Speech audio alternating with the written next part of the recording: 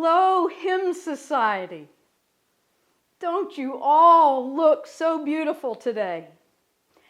I'm Sally Morris, and you have sent me on an amazing mission to Falmouth, Maine, where it's my privilege to interview my longtime friend and your longtime friend and colleague, Tom Troeger, whose hymn, Each Breath is Borrowed Air, provides this year's conference theme. It's my joy and privilege to introduce now Tom Troeger. I'm delighted to be able to talk with you today. The Hymn Society has long been a group that I just treasure. It's helped me make connections to fellow hymn writers and composers and wonderful scholars. It's been absolutely essential to my teaching for several decades, especially the Journal of the Hymn, and it's really encouraged my own creativity. So I am grateful for this opportunity to speak to you, and I'm very, very honored and really moved that you would use the opening line of my hymn, Each Breath is Borrowed Air, as the theme for this year's conference. Sally Ann and I have talked ahead of time, and she's asked me to say some words about the hymn that may be helpful in understanding it. I want to begin with how it was created. It was a commission by a church that called me and said they were having a 100th anniversary or some major anniversary, and they wanted a new hymn of praise. But even as they told me that, I'll never forget this, one member of the committee said to me, "But you need to know some of us are iffy about God." And I love that phrase, iffy about God. I'm a person with a passionate faith in God, but I know many people come to church because they are iffy about God. And there are lots of seekers who are iffy about God, and sometimes for excellent reasons. The name of God has been used to affirm violence and hatred, or people have philosophical or scientific questions that lead them to be iffy about God. But they said to me, some of us are iffy about God, not all of us.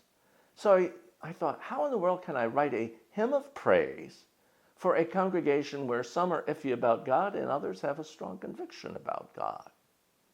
And I started thinking, and because my own faith is biblically informed, I thought of the second creation myth. And I love how God makes us out of mud and then breathes the breath of life into us. And I love the end of the Psalms. The very final verse of the Psalms is, "Let everything that has breath praise the Lord." And so I came up with, each breath is borrowed air, not ours to keep and own. And all our breaths as one declare what wisdom long is known. To live is to receive and answer back with praise to what our minds cannot conceive, the source of all our days. I thought each breath is borrowed air. Whether you're iffy about God or not, you have to believe in that. If somebody says to me, "No, my breath is not borrowed," I'd say to him, "Take a breath and keep it." Let's see how long that would last. So here was a way of centering the hymn in the materiality of our organic existence that at the same time is resonant with themes that people of biblical faith like myself could easily affirm. So I now understood that the hymn was to be in language that could simultaneously be sung by the more scientific, skeptical mind and the deeply believing mind. And that carries on in the second stanza. The sea flows in our veins, the dust of stars is spun to form the coiled, encoded skeins by which our cells are run. To live is to receive. I deliberately included this scientific understanding of the world because for me, science awakens wonder. Science reinforces faith. I don't see science and faith at all in opposition to one another. And then we come to the third stanza, in which we move beyond a purely scientific understanding. From sea and star and dust, arise yet greater things, the wonders born of love and trust, a grateful heart that sings, to live is to receive. One of the great philosophical issues of our era, in light of new brain science, is what is human consciousness? How does it arise?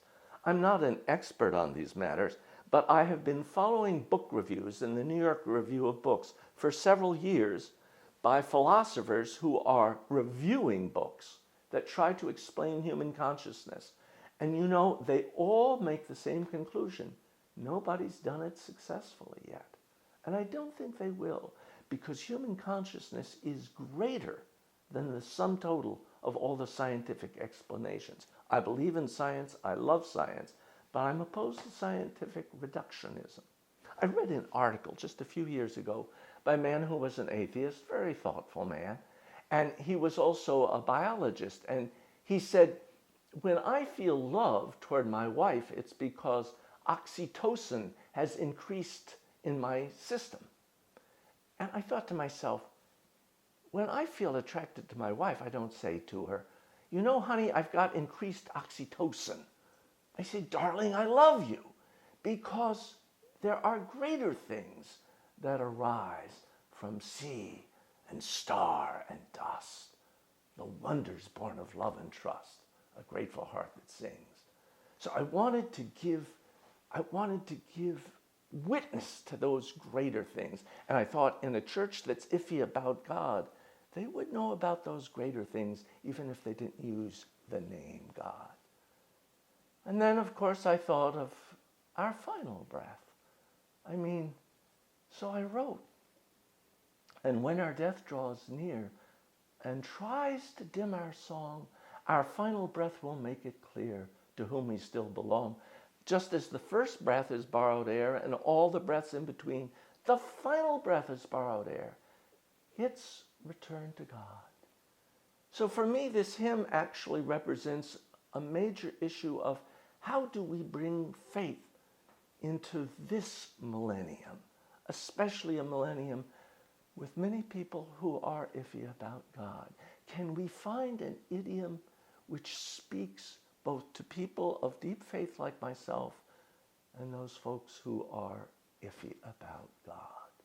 For me, this is one of the reasons I love the Hymn Society so much. Because for me, singing a hymn is not merely singing some lovely, pretty song, some religious ditty. It's about reconnecting our transitory existence to its eternal purpose, to those things that are enduring beyond our dust. And so when we sing, we are actually doing the most radical thing of all. When we sing praise to God, we are claiming the very reason for which we exist. And to do that is a great and a joyful thing. And it makes me want to say, thank